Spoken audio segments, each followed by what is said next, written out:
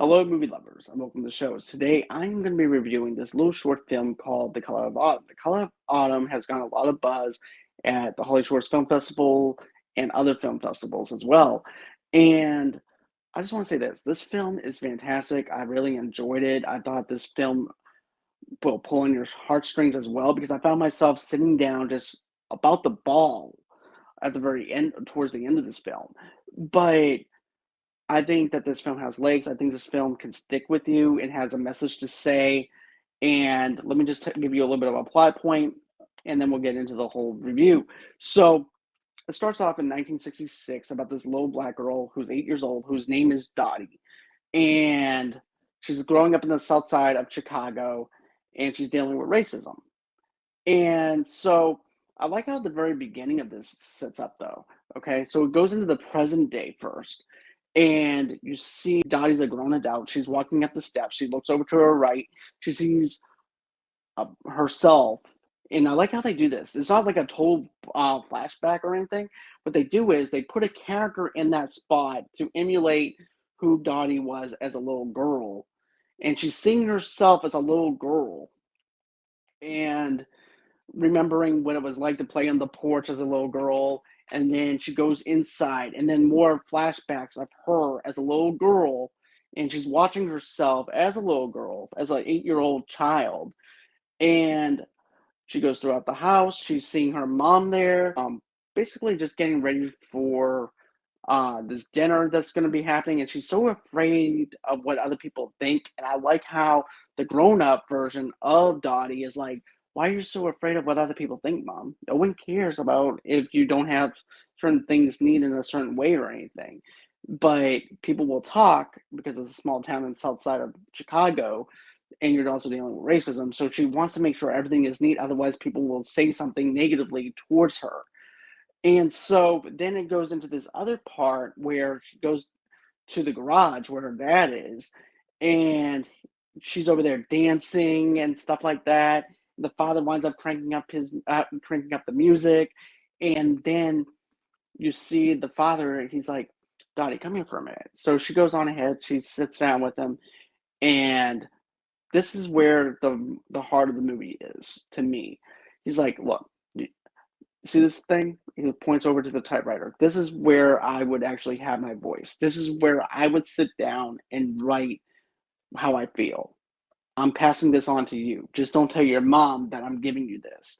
And I like that. I like the father and daughter dynamic. I really thought that really worked out well. Um, it ends up being where now she has a voice. Now she can be able to talk and have a voice for her own self. And then you also have the other thing with the grandmother dynamic as well. I thought that worked really well in the film.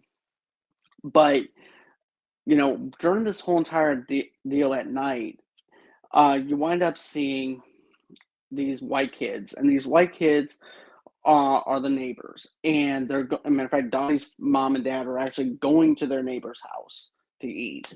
And basically, back in those days, you could go on ahead and let the kids go to the park by themselves and stuff like that, and they'll be fine.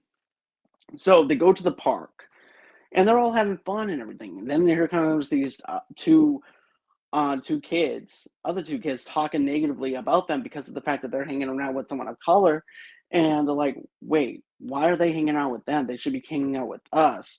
So they scroll on ahead. They scroll down to the park, and they talk smack to them. They're like, well, why are you with them? You should be with us. Our dad said that it's wrong to be hanging out with those kind of people. And now get this. Now the white kids are feeling peer pressure from the other white kids instead of speaking up to for Dottie and everything. So they wind up going with them. The boys go off with them. Then you have these other white girls that come up to these other girls. They're like, "Why are you hanging out with those ends for? Why are you doing that?" I'm like, "Why are you?" I'm like, "Is there anybody gonna speak up in this movie, or is Dottie's just gonna are you just gonna go on ahead and just ignore Dottie and how she's feeling? Because they're all not speaking up for her. They all wind up leaving, all except the other sister who was like, "What?" She goes, "Come on, this is not right here. You're not supposed to do this. We need to stay." well, the sister winds up dragging the other sister around. And it's just sad and heartbreaking to see that scene being played out. But the powerful moment for me, too, was whenever you see grown up Dottie looking down at her own self, and she takes 8-year-old Dottie's hands and just holds her hands. And then she tilts her chin up and tells her it's going to be okay. I mean it. I just almost bawled whenever I seen that. But grown up Dottie is now a successful author. She has her own book signing. She's doing fantastic. This film has so much emotion in it and so much detail that I have to say is just fantastically well executed, fantastically well said.